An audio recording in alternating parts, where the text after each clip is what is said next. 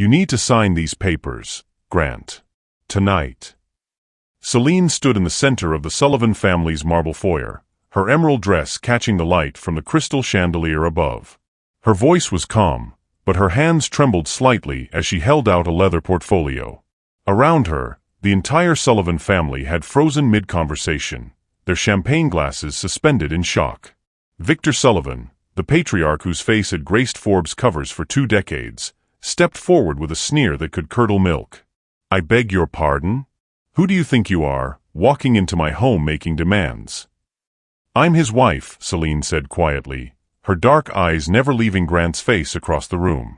"And I'm the reason your $200 million deal with Meridian Industries just got cancelled 30 minutes ago." The room erupted. Diane Sullivan's champagne glass shattered against the floor. Preston lunged forward, his face purple with rage. Charlotte gasped so loudly it echoed off the vaulted ceiling. But Grant just stared at his wife with an expression caught somewhere between devastation and disbelief. "What did you do?" he whispered. Celine's lips curved into the saddest smile. "What I should have done 6 months ago. I stopped letting people treat me like I'm nothing. Hello, my amazing family and friends. I'm so glad you're here with me again today. If you're ready to dive into another powerful story, make sure you hit that subscribe button and drop a comment telling me the country or city you're watching from. And guess what? Tomorrow, I've got another story lined up that will leave you just as captivated, so don't miss it. Now, let's get started. 24 hours earlier, Celine Harper Sullivan had been sitting in her car outside the Sullivan estate, trying to convince herself to go inside. The November rain drummed against the windshield, blurring the lights of the mansion into golden smears. She gripped the steering wheel so hard her knuckles ached. This was supposed to be a celebration. Victor Sullivan's biggest business deal was closing tomorrow.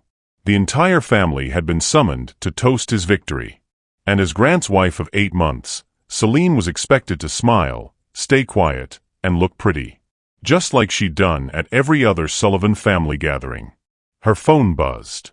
A text from Grant. "Where are you? They're asking about you." Not "I'm asking about you." Not "I miss you." They. Celine closed her eyes and let out a slow breath. When had it become like this? When had the man who'd promised to stand beside her started standing behind his family instead? She remembered their wedding day. Small, intimate, just the way she'd wanted it. Grant had held her face in his hands and whispered, "You're all I need. You're all I'll ever need." His family hadn't come. They'd made their disapproval crystal clear. But Grant had chosen her anyway. Or so she'd thought. Celine grabbed her purse and stepped out into the rain. The cold water soaked through her coat immediately, but she barely noticed. She walked up the long driveway, her heels clicking against the wet stone, and pressed the doorbell. A butler she didn't recognize opened the door.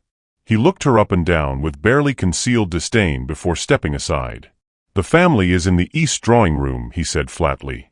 Celine wanted to tell him she knew where the drawing room was. She'd been here a dozen times. But she just nodded and walked past him, leaving wet footprints on the pristine white marble. The sound of laughter drifted down the hallway. Loud, careless laughter. The kind that came from people who'd never worried about anything real in their entire lives. Celine paused outside the doorway, smoothing down her damp coat, and stepped inside. The room went silent. Victor Sullivan stood by the fireplace, a crystal tumbler of whiskey in his hand. He was tall, silver-haired, with the kind of sharp features that looked good on magazine covers but cruel in person.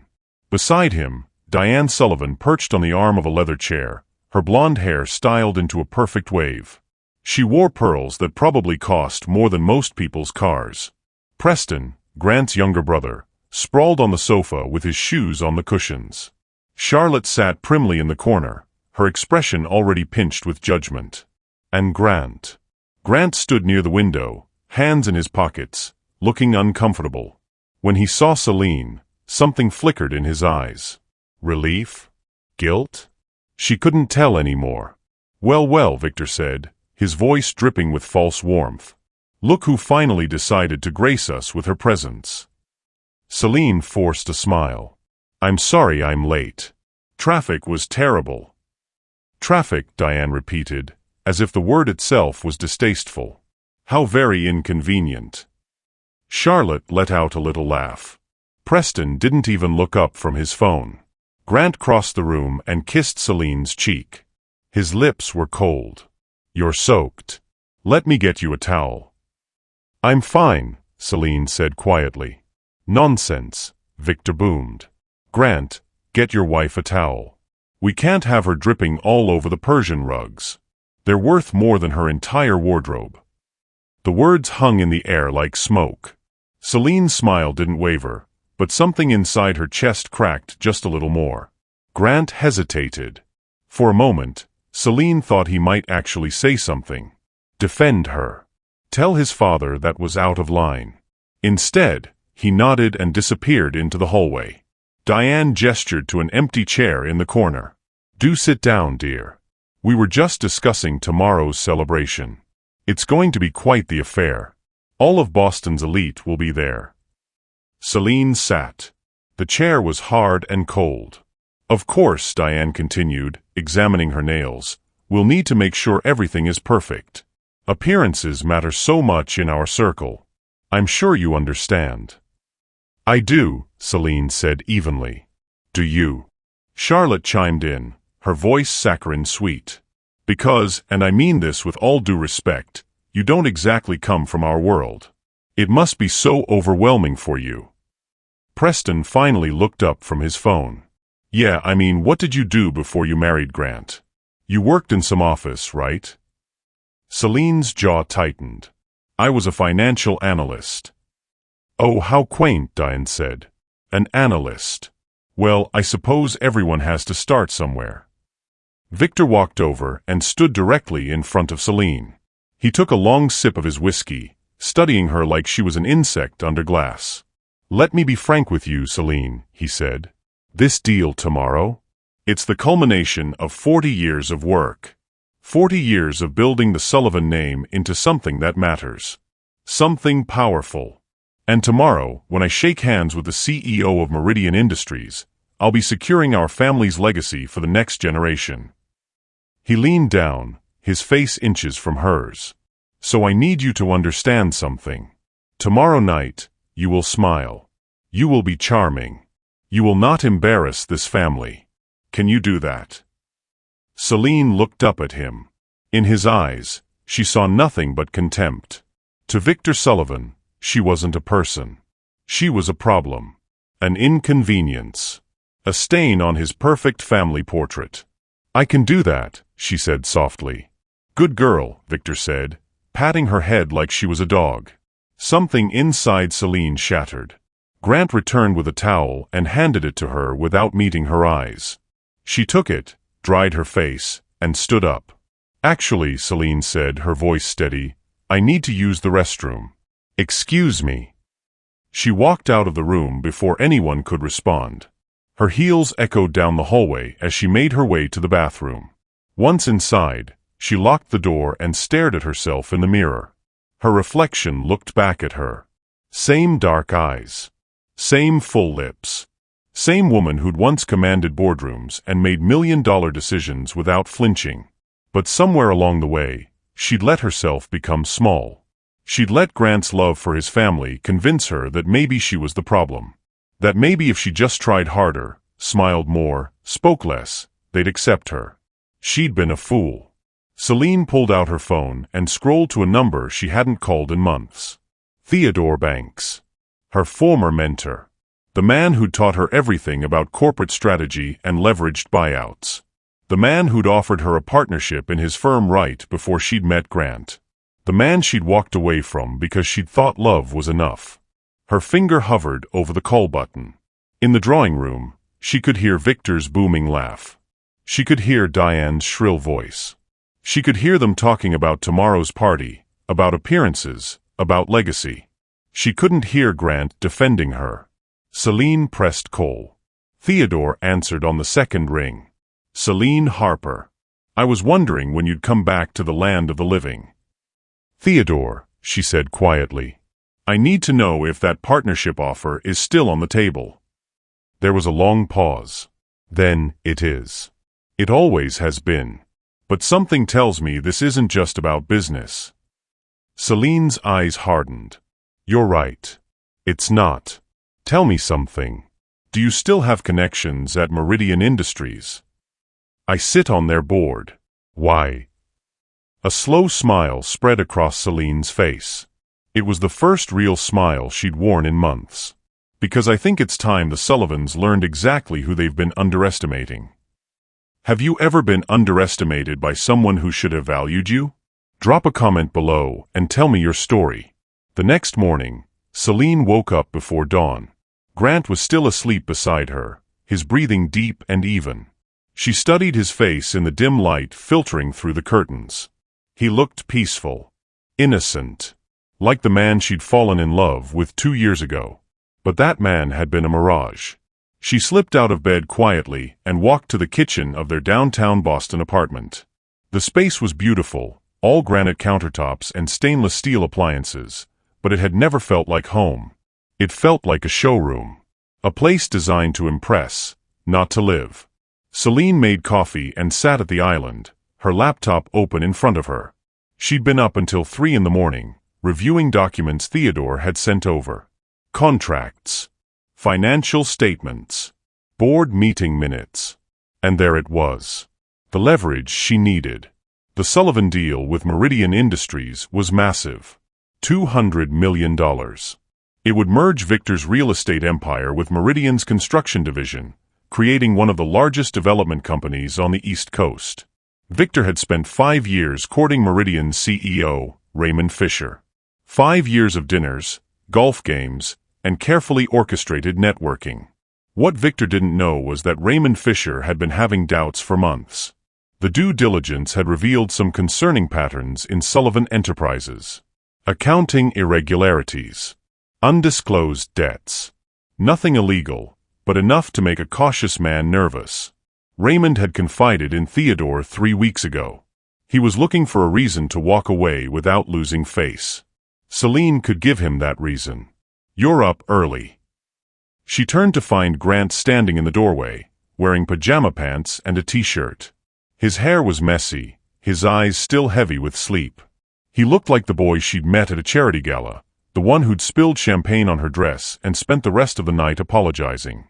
Couldn't sleep, Celine said. Grant walked over and kissed the top of her head. It was such a casual gesture, so automatic, that it made her chest ache. Big day today. My father's going to be insufferable after this deal closes. He's already insufferable, Celine said before she could stop herself. Grant stiffened. He pulled back and looked at her with surprise. What? Celine closed her laptop. Nothing. Forget it. No, tell me. What did you mean? She turned to face him fully. Grant, do you know what your father said to me last night? He shifted uncomfortably. He can be intense sometimes. You know how he is with big deals. He patted my head, Celine said quietly. Like I was a pet. He told me not to embarrass the family. And you just stood there. Grant's face flushed. Celine, that's not fair. You know my family is complicated. They're just protective of their legacy. Their legacy, Celine repeated. What about me, Grant? What about us? What about us? We're fine. We're happy. Are we? The words came out sharper than she intended. Because I don't feel happy. I feel invisible. I feel like I'm just some accessory you bring out when you need a plus one. Grant's jaw tightened. That's not true. I love you. You know that. Do you? Celine asked. Because love is supposed to mean standing up for someone. Protecting them. And you don't do that, Grant. You let your family treat me like dirt, and you say nothing. They're my family, Grant said, his voice rising. What do you want me to do? Cut them off completely. I want you to choose me, Celine said, her voice breaking. Just once, I want you to choose me over them. The silence that followed was deafening. Grant ran a hand through his hair. This is ridiculous. You're being dramatic. My family has been nothing but welcoming to you." Celine stared at him in disbelief. "Welcoming? Grant, your mother told me I don't belong in your world. Your brother mocked my job. Your father literally patted my head and called me a good girl. And you think that's welcoming?" "They're adjusting," Grant said weakly. "It takes time." "It's been 8 months," Celine said. 8 months of me shrinking myself to fit into their perfect little picture. 8 months of swallowing insults and pretending everything is fine. And you want me to keep doing it?" Grant's expression hardened. "What I want is for you to understand that this deal is important. Tonight is important. Can you please just get through tonight without starting drama?" The words hit her like a physical blow. "Drama," Celine whispered. "You think I'm the one causing drama?" "I didn't mean it like that." "Yes, you did." Grant looked away. "Look, I have to get ready. The signing is at noon, and then we have the party tonight. Can we just table this until after everything is over?" Celine nodded slowly. "Sure. We can table it." Grant seemed relieved. He kissed her forehead and disappeared back into the bedroom. Celine sat alone in the kitchen, her coffee growing cold. She pulled out her phone and sent a text to Theodore. "Do it. Cancel the deal." His response came immediately. "Are you sure? There's no going back from this." Celine typed her reply without hesitation. "I'm sure. They need to learn that actions have consequences. Consider it done. Raymond will pull out at 11:30. 30 minutes before the signing." Celine set her phone down and took a deep breath. Her hands were shaking, but not from fear. From something else. Something that felt dangerously close to power. For 8 months, she'd been playing a role. The dutiful wife. The quiet outsider trying desperately to fit in. But that wasn't who she was. Not really.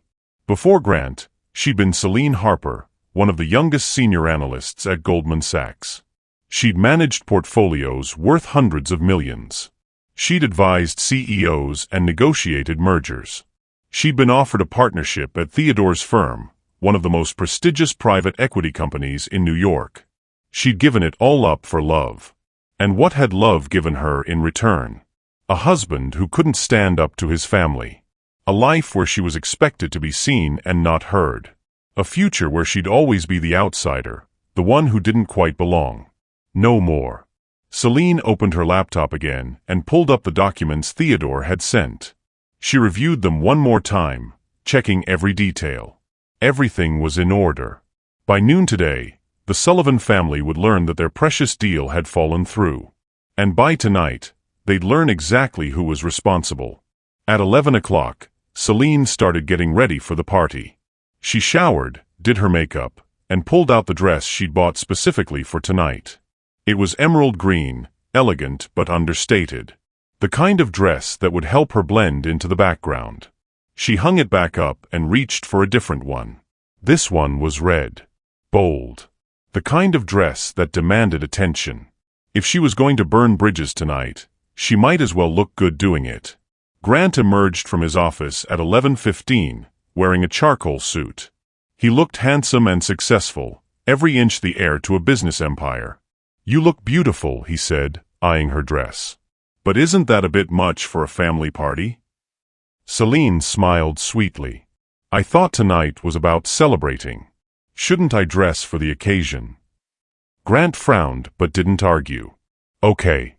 We should get going. The signing is in 15 minutes, and then we'll head straight to the estate." "You go ahead," Celine said. "I'll meet you there. I have a quick errand to run first." "What errand?" "Just something I need to pick up. I'll be there by 6. I promise." Grant looked suspicious, but checked his watch. "Fine. But don't be late. My father will have a fit if you miss the toast." "I won't be late," Celine assured him. She watched him leave, waited 5 minutes, and then grabbed her purse. Inside was the leather portfolio Theodore had couriered over that morning. It contained 3 things: a letter from Raymond Fisher explaining why he was pulling out of the deal, a detailed financial analysis showing the problems with Sullivan Enterprises, and divorce papers.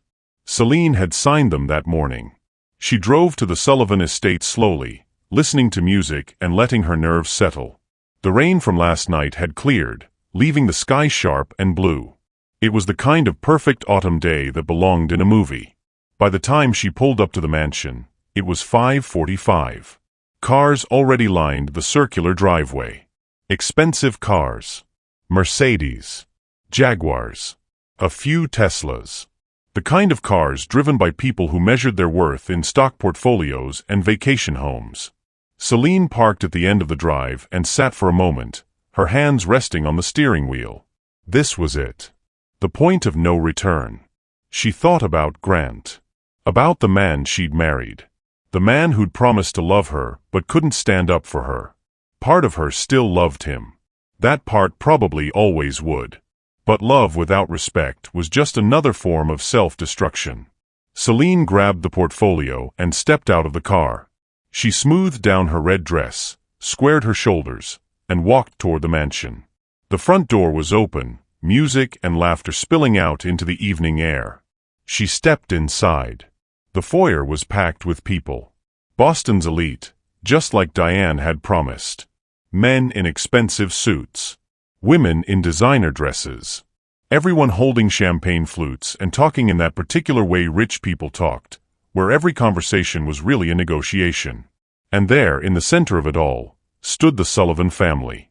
Victor was holding court near the grand staircase, his face flushed with triumph. Diane stood beside him, beaming. Preston and Charlotte flanked them like sentries.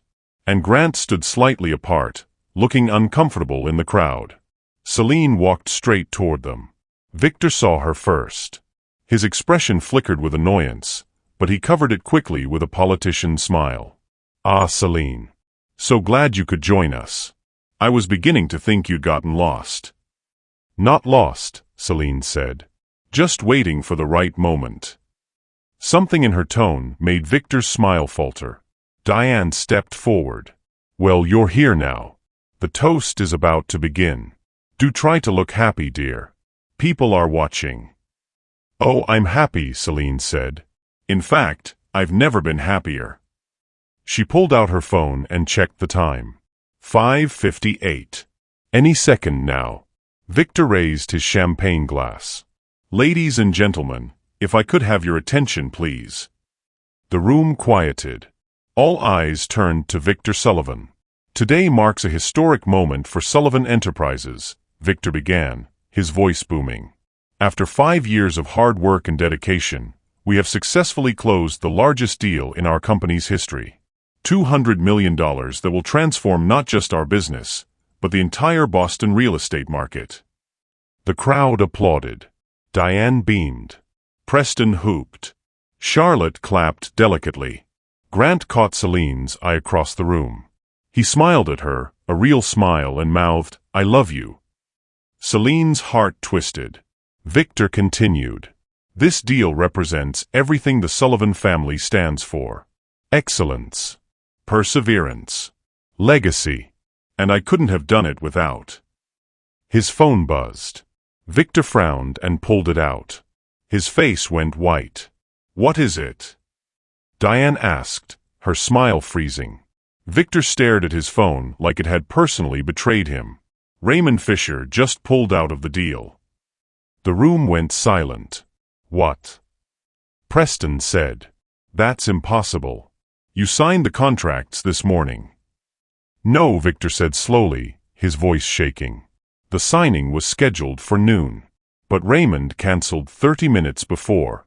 His lawyers sent the withdrawal notice an hour ago. I was in meetings. I didn't see it until now." Diane's champagne glass slipped from her fingers and shattered on the marble floor.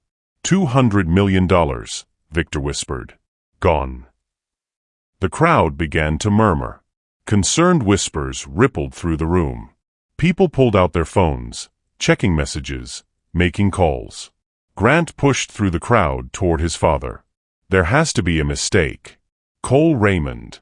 Fix this." Victor's hands were shaking. "I've been calling him all afternoon. He won't answer. His lawyers won't return my messages. Why would he pull out? Charlotte demanded. Everything was perfect. It was perfect, Victor said, his voice rising. It was perfect until... His eyes landed on Celine. She stood in the center of the foyer, perfectly calm, the leather portfolio in her hands. You, Victor breathed. Everyone turned to look at her. Celine smiled. Hello, Victor. Lovely party. Shame about the deal. Victor's face turned the color of a ripe tomato. He shoved through the crowd, champagne sloshing from his glass, until he stood directly in front of Celine. The room had gone so quiet you could hear the grandfather clock ticking in the hallway. What did you do? Victor's voice was low, dangerous. Celine didn't flinch. I made a phone call. That's all. A phone call, Victor repeated, his jaw clenching. To whom? To someone who actually values my opinion, Celine said calmly. To someone who taught me that respect isn't given based on last names or bank accounts. It's earned. Diane pushed forward, her perfect composure cracking. You sabotaged our deal. You destroyed our family's legacy out of spite. Not spite, Celine corrected. Self-respect. There's a difference. Grant finally made his way to the front of the crowd. His face was pale, his eyes wide with confusion. Celine, what are they talking about? What did you do? Celine turned to her husband, the man she'd loved, the man who'd chosen his family's approval over her dignity again and again. I did what you should have done months ago, Grant. I stood up for myself. By destroying my father's deal? Grant's voice cracked. By ruining everything he's worked for?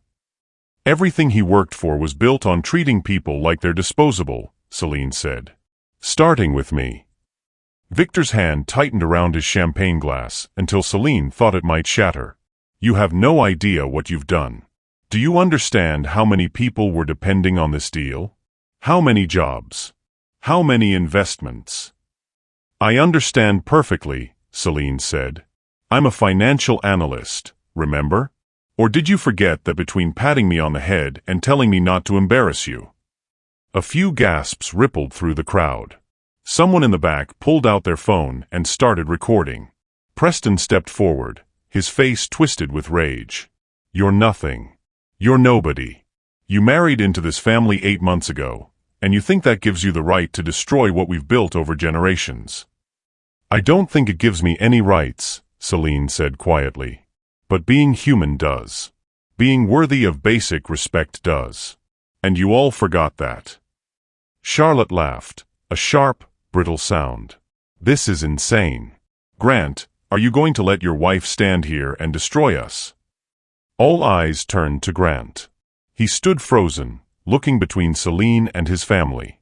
His mouth opened and closed, but no words came out. Grant, Victor said, his voice hard as iron. Handle your wife. Now. Celine watched her husband's face. She saw the moment he made his choice. Saw it in the way his shoulders straightened. In the way he looked at his father instead of at her. Celine, Grant said slowly. You need to fix this. Call whoever you called. Undo whatever you did. Apologize to my father. The words hung in the air like poison. Celine had known it was coming. She'd known from the moment she made the decision to cancel the deal that this would be the outcome. But hearing it still hurt. Still cut deep. No, Celine said softly. Grant blinked. What?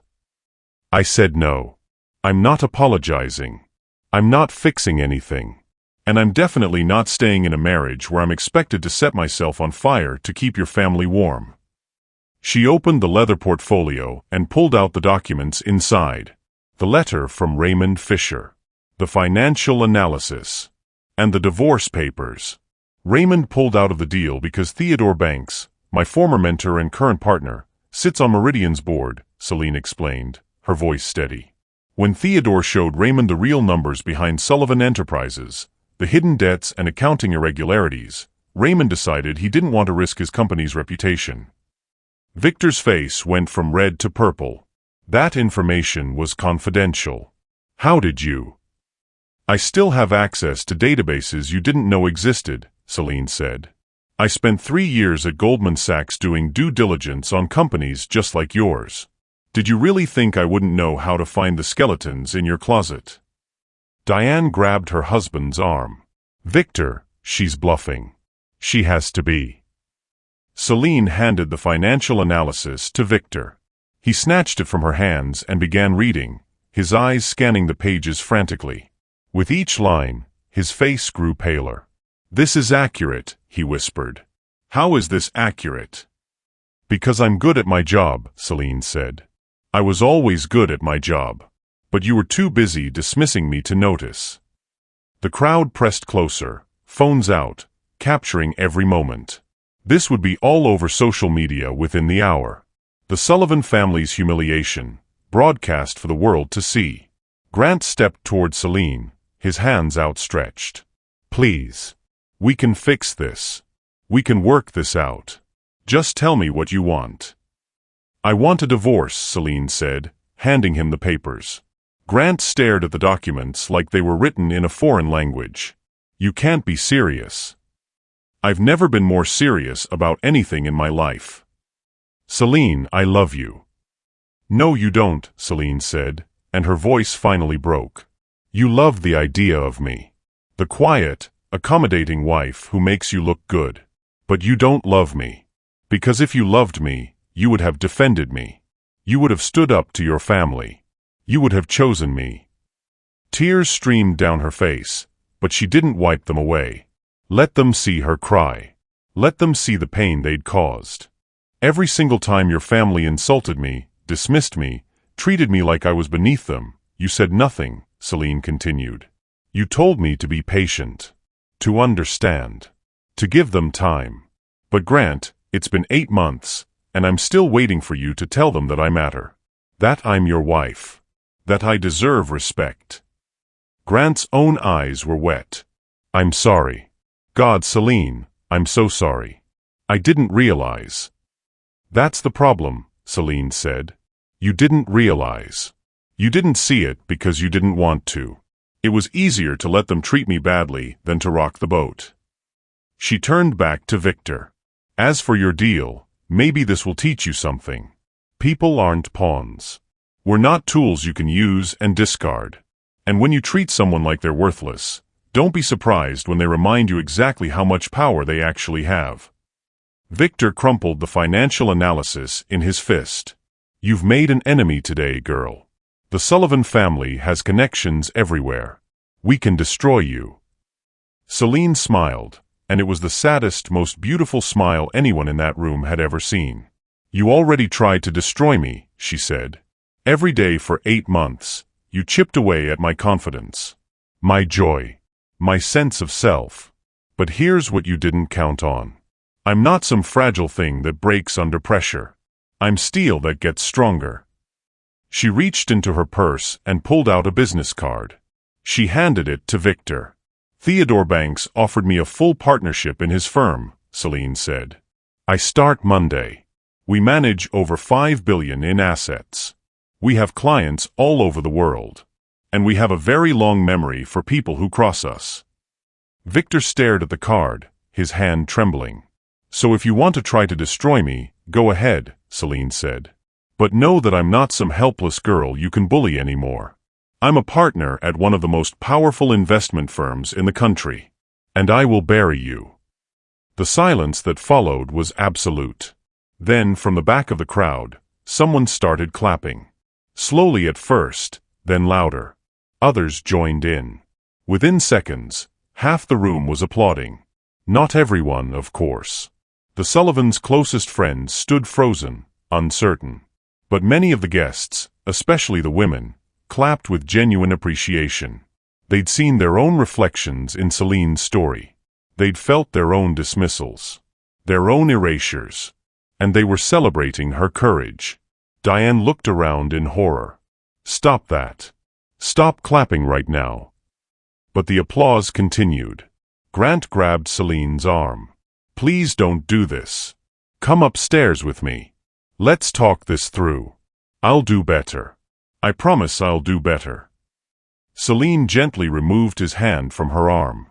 You'll do better for the next woman, Grant. Learn from this. Don't let your family treat her the way they treated me. There won't be a next woman, Grant said desperately. You're it for me. You're everything. Then why wasn't I enough? Celine whispered. Why did I have to compete with them for your loyalty? Grant had no answer.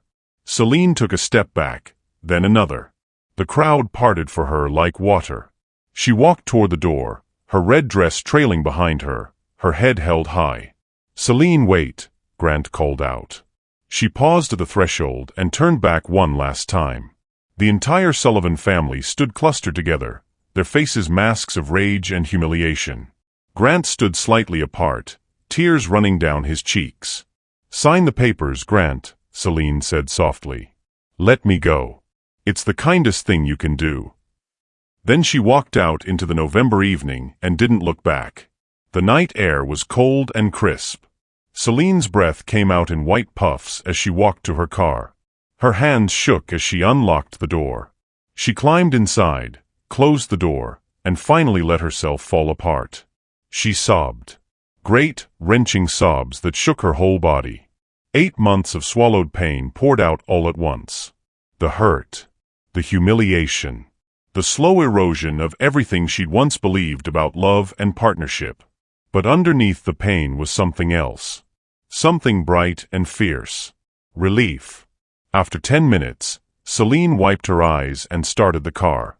Her phone buzzed with a text from Theodore. I'm assuming from the 50 texts I'm getting that things went according to plan. You okay?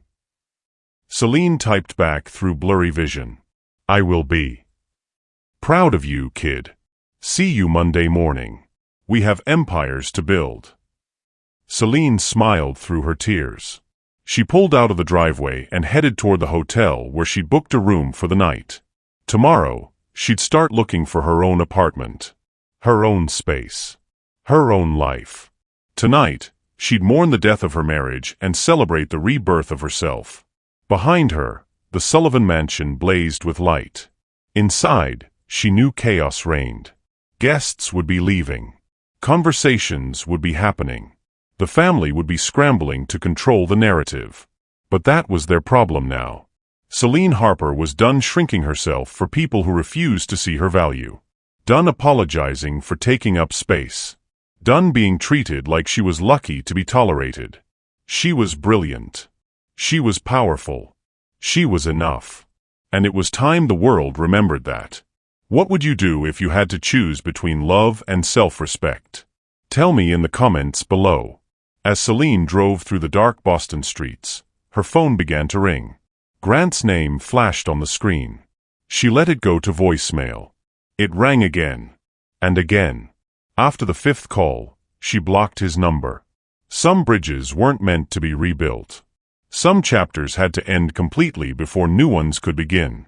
And Celine was ready to start writing a new story. One where she was the hero, not the victim. One where she didn't need anyone's permission to be powerful.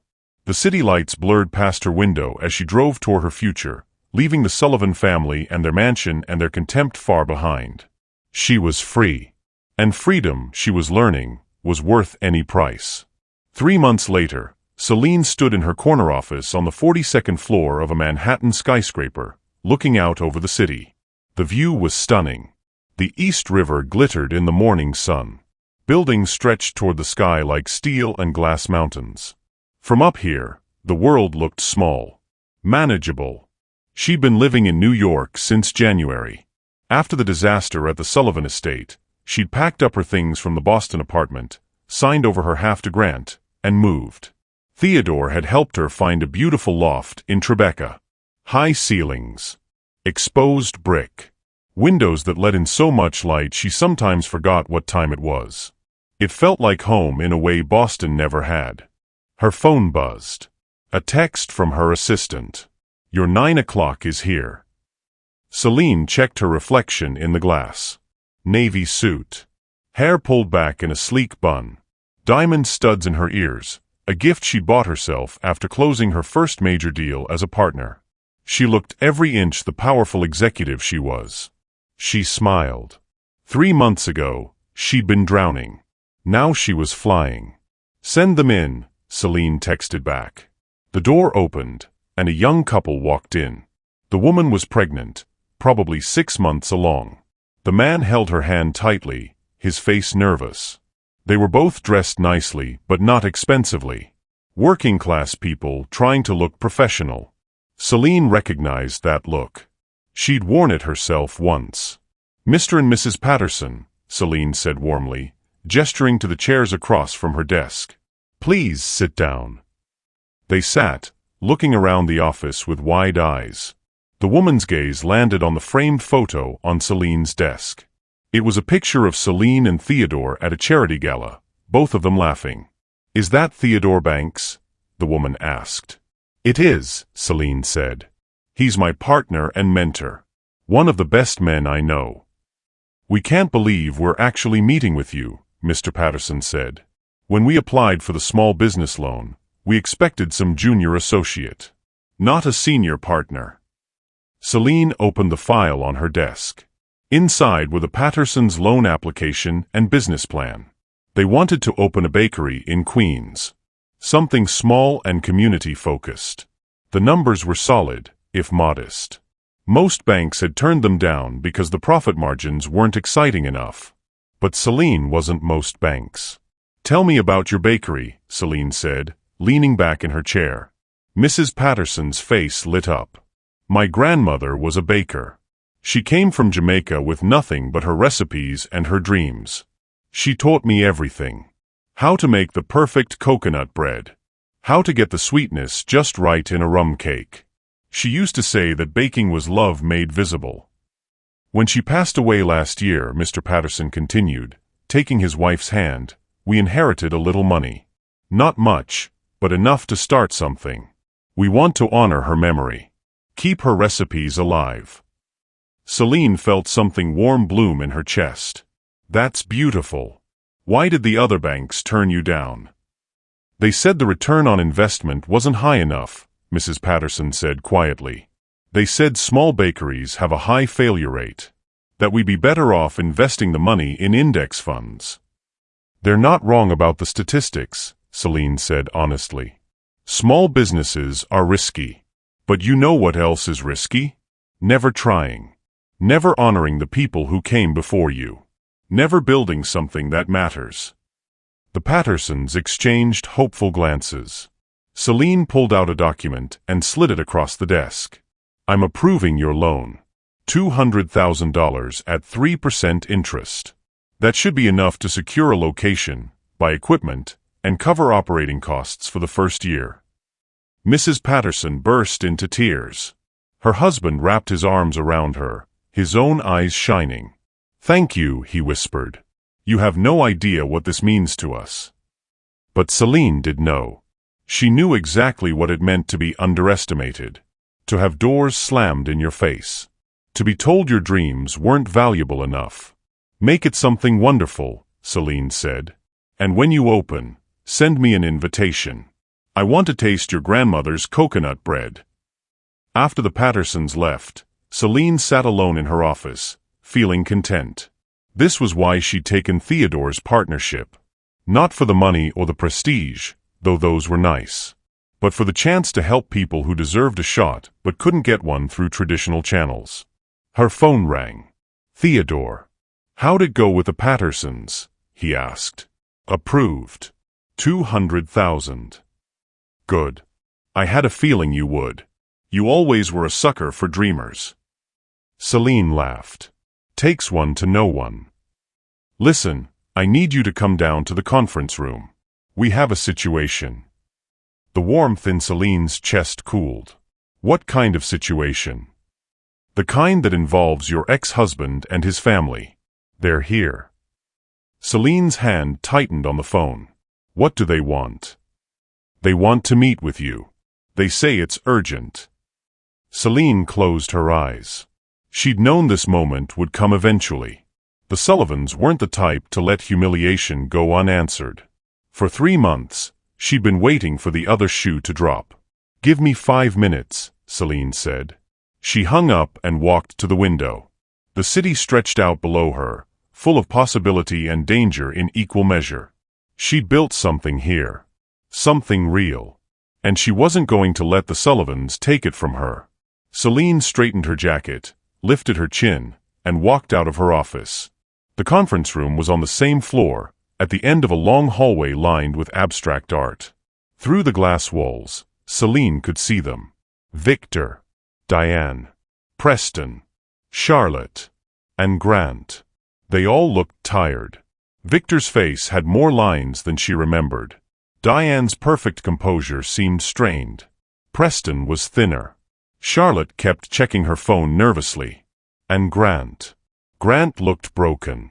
Theodore stood outside the conference room, waiting for her. He was a tall man in his 60s, with silver hair and kind eyes that missed nothing. "You don't have to do this," he said quietly. "I can send them away." "No," Celine said. "I want to hear what they have to say." Theodore studied her face. "You're sure?" "I'm sure." He nodded and opened the door. The Sullivans turned as Celine walked in. She moved with the confidence of someone who owned the room, because she did. This was her territory now. Her world. "Celine," Victor said, standing up. "Thank you for seeing us." She didn't sit. Just stood at the head of the table, arms crossed. "You have 10 minutes.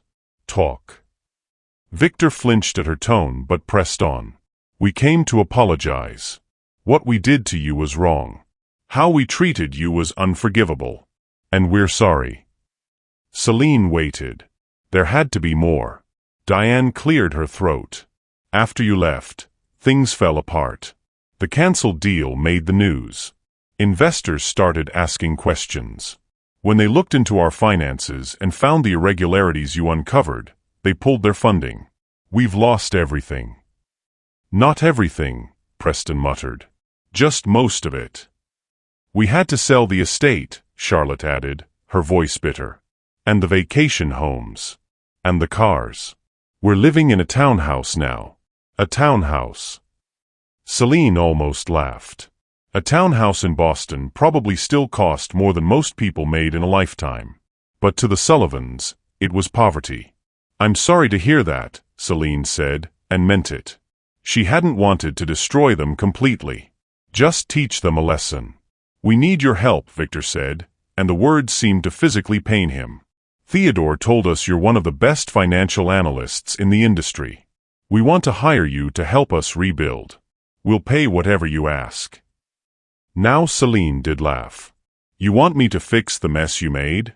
After everything you put me through?" "We know we don't deserve your help," Diane said quickly. "But we're desperate. Our company is hemorrhaging money. If we don't turn things around in 6 months, we'll lose everything. Please, Celine. We're begging you." The sight of Diane Sullivan begging was surreal.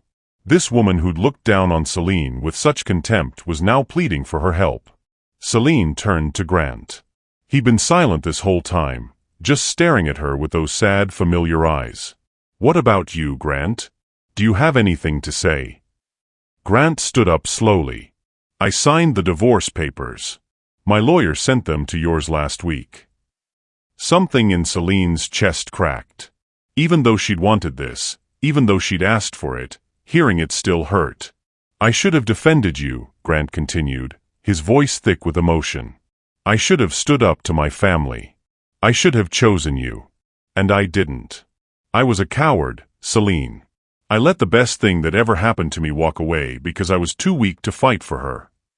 Tears ran down his face, but he didn't wipe them away. "I don't expect you to forgive me," Grant said. "I don't even expect you to help us. I just wanted you to know that you were right. About everything. And I'm sorry. I'm so sorry." The room was silent except for the sound of Grant crying. Celine felt her own eyes burning, but she refused to cry. Not here. Not in front of them. "I'll help you," Celine said finally. Everyone's heads snapped up in surprise. "But not for free," Celine continued. "And not on your terms. If I'm going to save Sullivan Enterprises, I'm going to do it my way. Which means some major changes. Anything, Victor said quickly. Whatever you want. Celine pulled out her phone and sent a text to her assistant. Send in the contracts. A moment later, her assistant entered with a stack of documents. Celine took them and laid them on the table. First, Celine said, Victor, you're stepping down as CEO. The board has lost confidence in your leadership, and frankly, so have I. You can stay on as chairman emeritus with no voting power. Victor's face went red, but Diane grabbed his arm before he could protest. Second, Celine continued, I'm bringing in my own team to audit every aspect of your business. Every contract. Every expense account.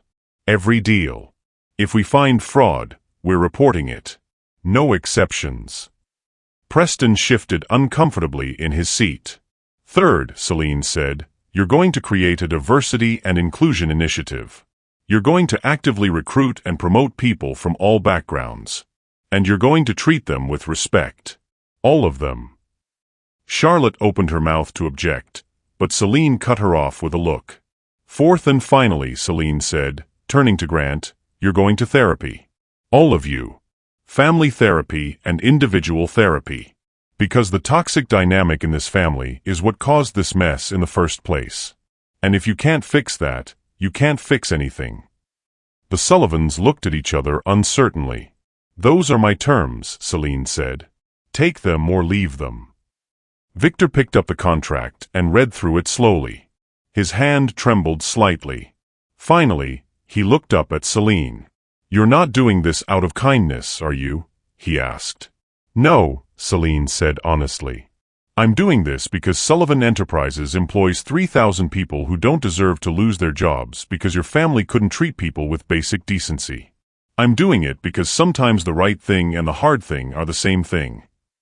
She paused. And maybe, just maybe, I'm doing it because I believe people can change. Even people like you. Victor's eyes grew wet. He signed the contract without another word. The rest of the family followed. Good, Celine said, gathering the papers. My team will be in touch next week to begin the audit. In the meantime, I suggest you start looking for a good therapist. She turned to leave, but Grant called out. Celine, wait. She paused but didn't turn around. Do you think, Grant said quietly, that someday you might be able to forgive me? Not now. I know it's too soon. But maybe someday. Celine thought about it. Really thought about it. I don't know, Grant, she said honestly. But I hope you find peace. I hope you become the man you always had the potential to be. The man who stands up for what's right, even when it's hard. Especially when it's hard. Will you ever let me try again? Grant asked, his voice breaking. To earn you back? Celine finally turned to face him. The woman you married doesn't exist anymore, Grant. She died in your family's foyer 3 months ago. The woman standing here now? She doesn't need to be earned. She doesn't need to be fought for. She just needs to be respected. She walked to the door and paused one last time. Maybe in another life, Celine said softly, we could have been something beautiful. But in this one, we taught each other what we needed to learn. You taught me that love without respect is worthless. And I taught you that people you underestimate can change your whole world. Then she walked out, leaving the Sullivan family sitting in stunned silence. Theodore was waiting in the hallway. He fell into step beside her as they walked back toward her office. That was generous of you, he said. Helping them after everything they did. It wasn't generosity, Celine said. It was strategy. Now they owe me. And the business community knows I'm not just smart, I'm gracious. Win-win. Theodore chuckled. You're learning well. They reached Celine's office, and she paused at the door. Theodore, can I ask you something? Anything. When you offered me this partnership 3 years ago, and I turned you down for Grant, were you disappointed in me? Theodore's expression softened. Never. You followed your heart. That takes courage too. And you know what? If you hadn't married Grant, hadn't gone through what you went through with his family, you wouldn't be the woman standing here today. Everything we experience shapes us. Even the painful things. Especially the painful things. Celine smiled. Thank you. For believing in me. For waiting for me. I didn't wait for you, Celine, Theodore said. I always knew you'd find your way back when you were ready. That's what brilliant people do. They stumble, they fall, but they always get back up. He walked away, leaving Celine standing in her office doorway. She went inside and closed the door. Sat down at her desk. Looked out at the city that was now her home. Her phone buzzed with an email. The divorce was final. Signed, sealed, delivered. Celine Harper Sullivan was officially just Celine Harper again. She felt lighter somehow. Free. A knock on her door interrupted her thoughts. Come in. Her assistant poked her head in. You have a visitor. He says it's personal. A Mr. Benjamin Wright. Celine frowned. She didn't know anyone named Benjamin Wright. Send him in, she said cautiously. A man walked into her office. He was tall, African-American, probably mid-40s, with warm brown eyes and a kind smile. He wore a well-tailored suit and carried a briefcase. Ms. Harper, he said, extending his hand. Thank you for seeing me without an appointment. I'm Benjamin Wright. I'm an attorney representing the estate of Dorothy Patterson. Celine shook his hand, confused. I just met with the Pattersons this morning. Is something wrong? No, not those Pattersons, Benjamin said. Dorothy Patterson was your grandmother. Celine's world stopped. My grandmother, she whispered. But my grandmother died when I was 10. I went to her funeral. That was your maternal grandmother, Benjamin said gently. Dorothy Patterson was your father's mother. And she passed away 6 months ago. Celine sat down slowly. I didn't know. My father and I aren't close. We haven't spoken in years. I know, Benjamin said. Dorothy mentioned that. She wanted me to find you. To give you something. He opened his briefcase and pulled out a thick envelope and a small wooden box. Your grandmother was a remarkable woman, Benjamin said. She built a successful chain of bookstores across the Northeast. When she sold the business 15 years ago, she invested the money wisely. She died with an estate worth approximately $30 million. Celine's jaw dropped. She left it all to you, Benjamin continued. The money, the property, everything. She said you were the only one in the family who understood what it meant to build something from nothing. To be underestimated and prove everyone wrong. He handed her the envelope. Inside was a handwritten letter. Celine's hands shook as she read her grandmother's words. My dearest Celine, if you're reading this, I'm gone.